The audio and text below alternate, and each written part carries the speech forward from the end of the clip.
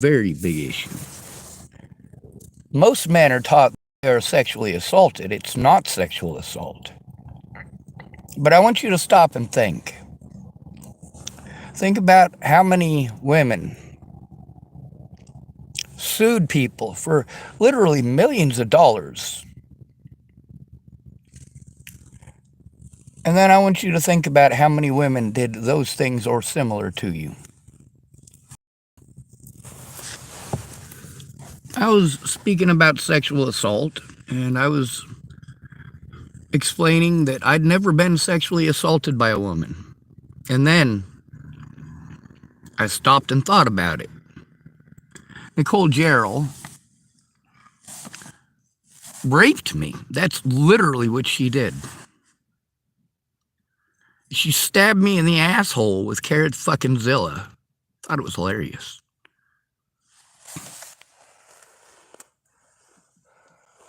Not cool.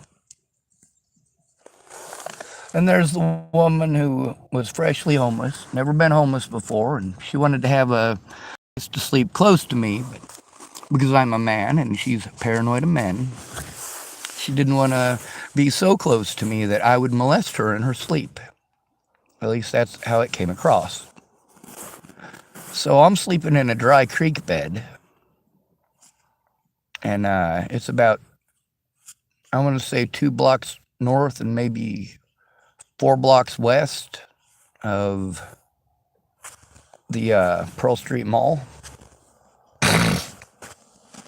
Now, here's the thing. While I'm sleeping in that creek bed, no, it's only a block north. I apologize. While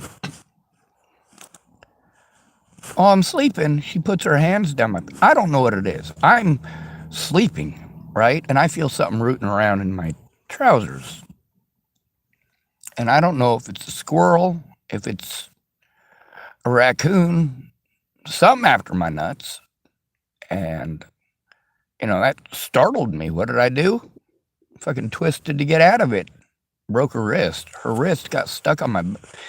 Because her hand was inside of my pants. My belt got stuck on her wrist and snapped it.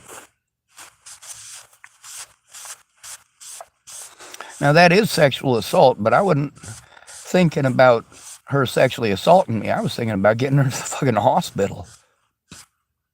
Like, yeah, she did something real stupid and there's consequences, but let's make sure we get those consequences dealt with. Let's help her out.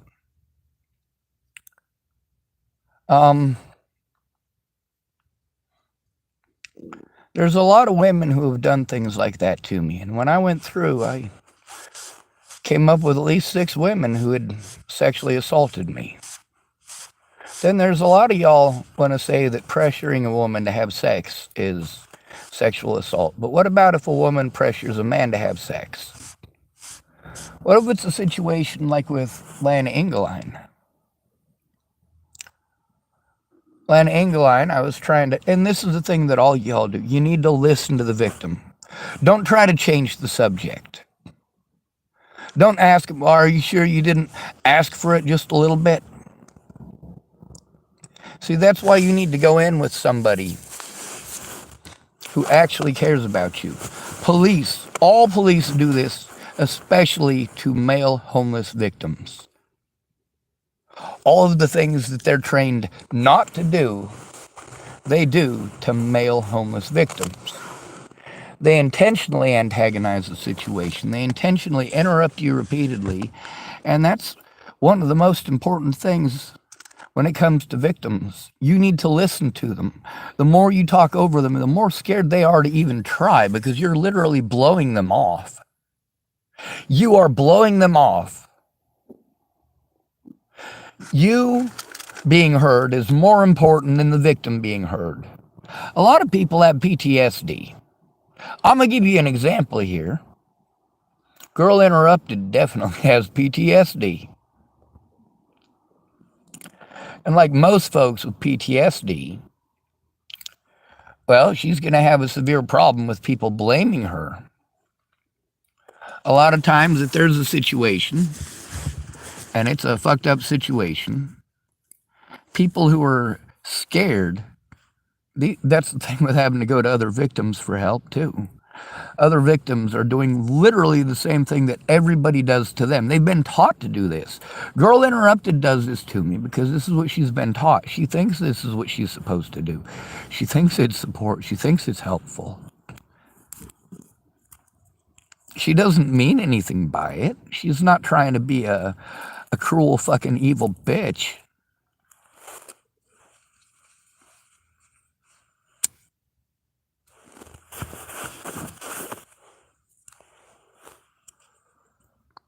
She just doesn't understand. Now, you can listen to every single one of the conversations with my friends and family, and you get to hear how the things that you're not supposed to do, they go out of their way to do it repeatedly. And I try to explain to them how harmful that is. And then all of a sudden they're playing victim. Sean, you never listen to me. You never shut up. You never shut up. And as a result, neither do I. You won't shut up when it's my turn to talk. So I talk on YouTube where you can't interrupt me.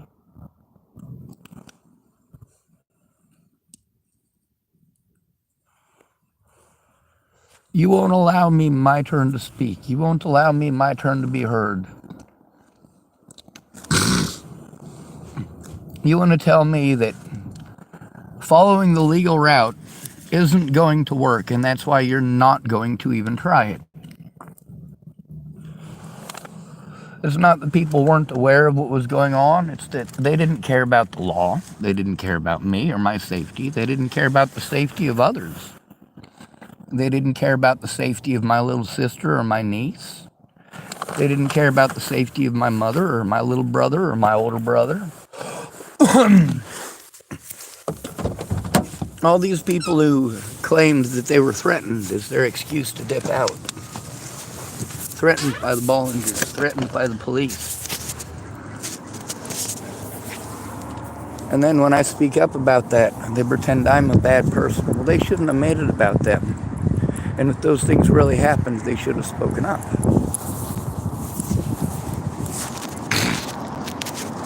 When it comes to sexual assault against males, most of y'all males know exactly what the hell I'm talking about. Even if you do recognize it, well, the first thing that you got to do is all of a sudden, if you tell somebody no, you got to worry about them possibly destroying your life because they're angry. You get to hear Fran Ingersoll and the conversations with her. Yeah, she did some horrible things. And what was her reason or excuse? Because she was angry. Of course she was angry, I told on her. She was hitting those girls. That was not okay. The way the police were treating it. I literally had to break the law to try to get the cops to do their jobs, and they still didn't. Well, they eventually did. They did charge Rihanna with the crime she committed, but they dropped the charges. Kind of like with Dallas Richmond, when Harley Richmond broke the law. She was drinking and driving with 5 kids in the car, passed out at the wheel. So they charged her, but then he kicked her out of the house, right? It wasn't her house. She was in different housing, low-income housing, north end of town. And Dallas Richmond was living in the house that I would have bought if Natalie Bollinger hadn't been killed. All of my money that was going to go to my future, all of my disability money, all of my back payments, all of them went to paying my predators, to paying the people who assaulted me repeatedly, paying the courts, paying for travel to go to the courts. And then I got to travel on a different day to go see my public pretender. And then a different day than that to go see the investigators. My public pretenders had a 50% rate of no-call, no-show. The investigators had a 100% rate of no-call, no-show. My public pretenders would set me up with these appointments knowing that it costs me $100 round trip to go from Nebraska, where I'm obviously not safe, but I'm safer than in Colorado, especially in the jurisdictions where I was assaulted by these officers.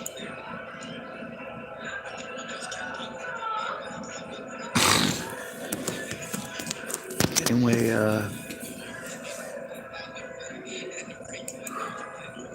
the biggest thing is to go in right away. But as a disabled and homeless male, you're not allowed to go in by yourself. You can't.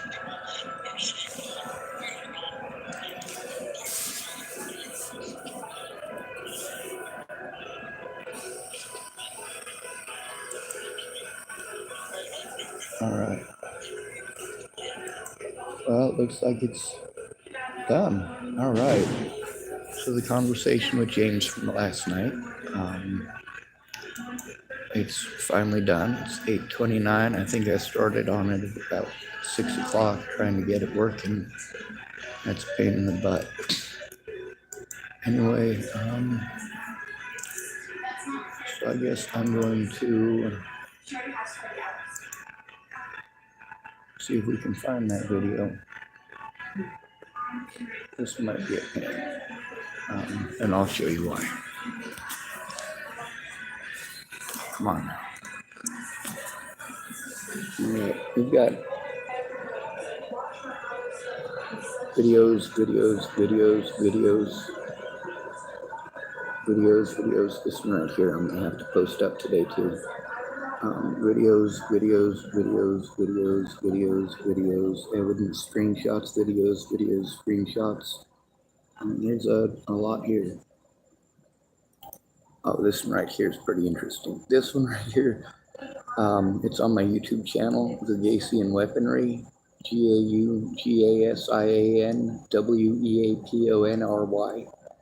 One word. This is the guy I was talking about who wanted to use an engine design I had, power weapons to kill people. Obviously, I didn't help him. I was at Shannon Alvarado's when that happened. Well, when he first asked me to help him make the engine, and of course he sent me some money to make the engine, make the prototype and send it to him. And it would have been easy enough to do if I'd had a place to do it. At my dad's, he said that I could do that, but then he was so abusive while I was up there, I couldn't function. I was too afraid to speak. All I could do was pace. The whole time I was there, I just wanted to scream at the top of my lungs, Dad, listen to me, look at the evidence. Listen to me, look at the evidence. If you look at the things that you're not supposed to do to a victim, my dad did all of those things. Most of my friends did all of those things, everything on the list that pushes people to commit suicide. When they're victimized to this point, why is it that men commit suicide at 5 times the rate of girls starting at the age of 15? Because we don't matter.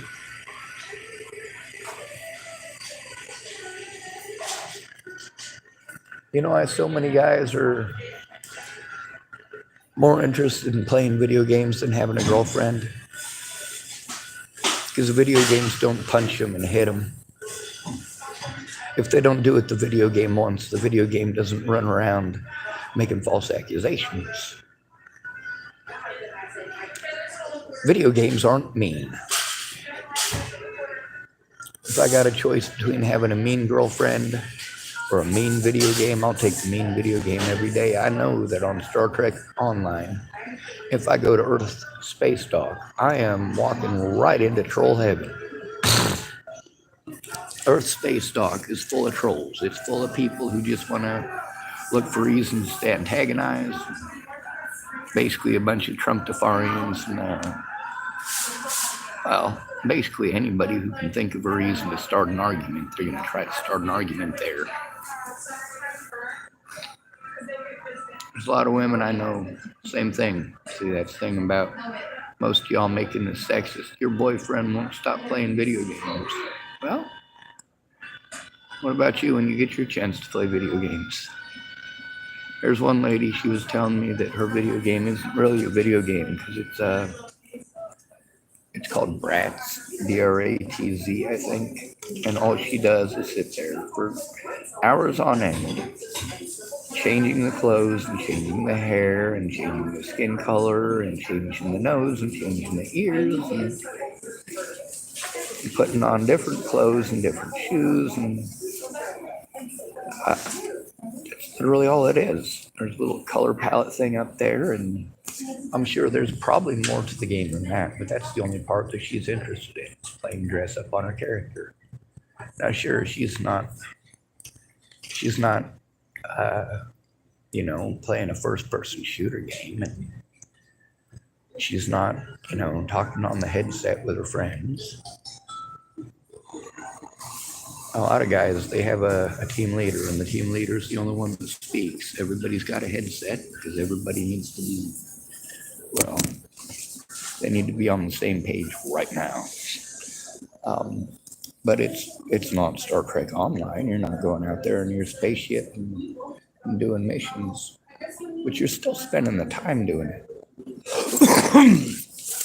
This idea that if your boyfriend or husband has any time to themselves, that they're not spending showering you with attention, that they're a horrible boyfriend, horrible husband, horrible whatever. But look at all the attention that you're expecting to be showered on you.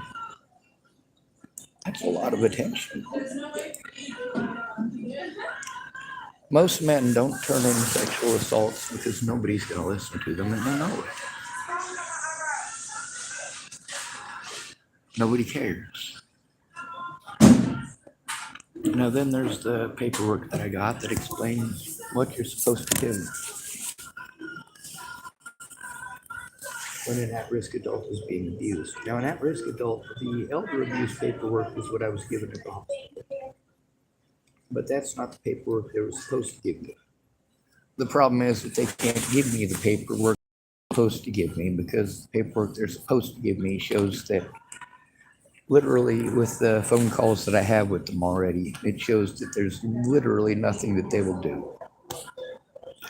It shows that they didn't follow the rules or the guidelines. It also shows that here in Oregon, just like most places in the United States, disabled and homeless male has no rights. Zero.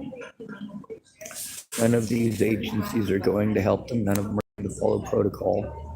And then there's the protocol when you're by yourself and you go in. See, if you're a disabled person, you're supposed to go in with a friend to talk to the police. But with going in by yourself to talk to the police, if they don't want to do their jobs, they'll just antagonize the living crap out of you, call you mentally ill. If you bug them too much, they'll press charges on you, have you harmed repeatedly, press false charges on you, have you locked up. You won't be allowed to speak. When your predator is an officer and he has you arrested, he's going to go telling everybody that you're schizophrenic and delusional, as obviously they did.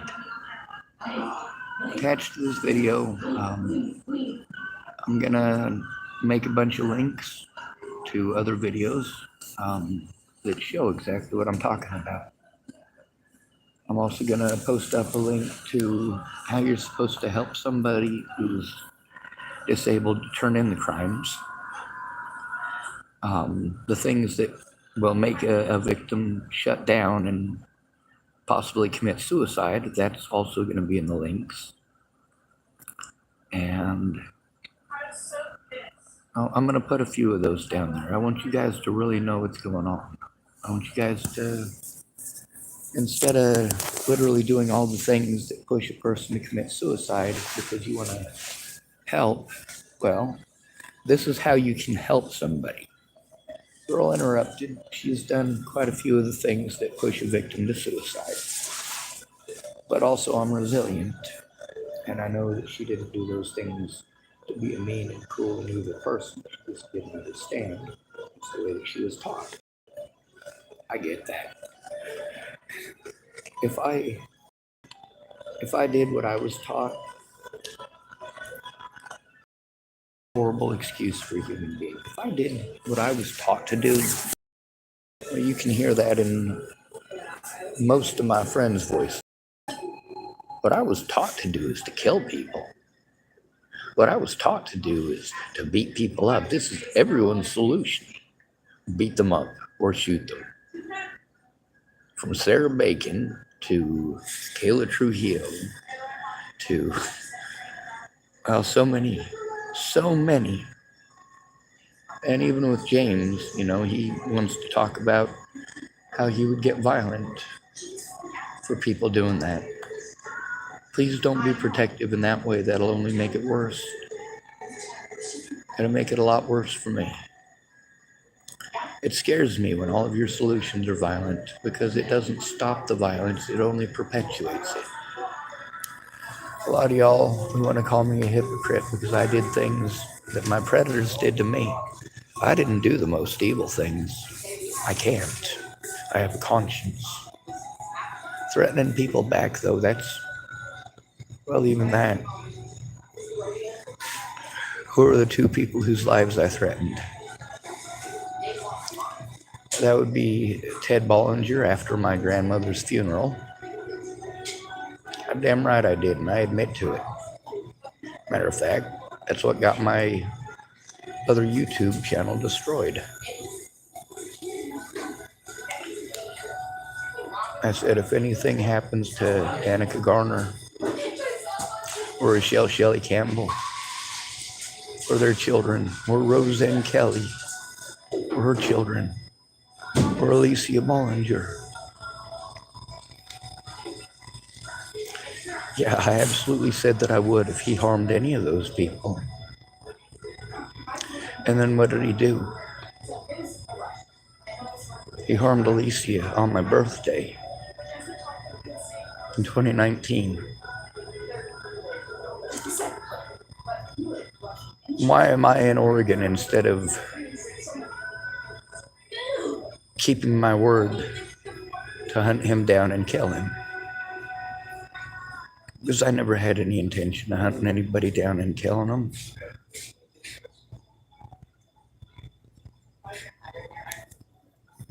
People wouldn't stop doing that to me for over a year before Natalie was killed. Wouldn't stop threatening to kill me and my loved ones.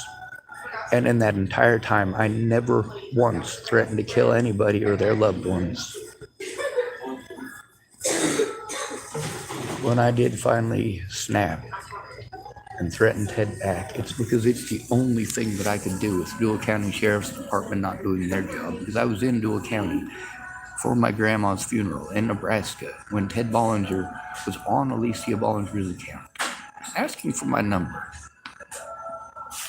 But he was giving me no indication that Alicia Bollinger was okay or even alive for 7 hours. And there's a bunch of red flags there too. Alicia Bollinger had my number. She'd called me from that number on the 29th of December, 2017. She wanted to know where her sister was at. I had no idea. And that's what I told her. And then she hung up.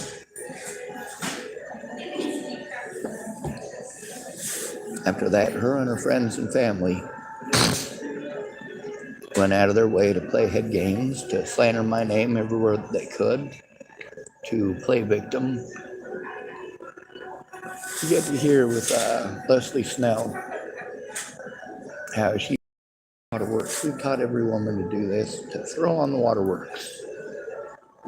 If you commit a felony, you just play victim and put on the waterworks. The fact that she worked for the Dual County Sheriff that I was trying to turn in and had, since the first time I spoke with her when she started working for him, done nothing but inhibit my ability and obstruct justice. But not one friend cared enough about me to even find out what was going on. They were all busy telling me what to think and what to feel.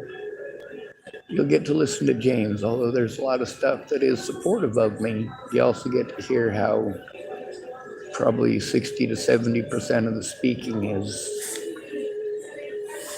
him going off. Him going off. Now, he really needed to listen. He could have gotten a lot more details.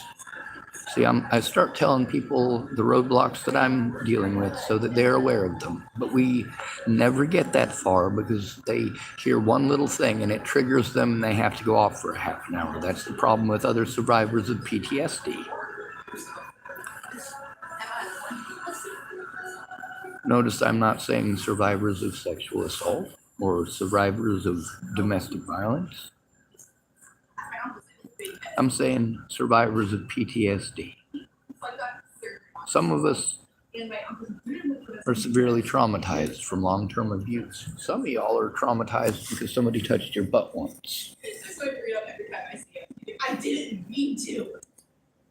I didn't know. Between the two of us, you'll probably be heard. I won't. You know how we end these videos. Good to be with you. Thanks for coming to visit. Stay out of trouble or don't get caught. Remember, you are your brother's keeper and no victim left behind.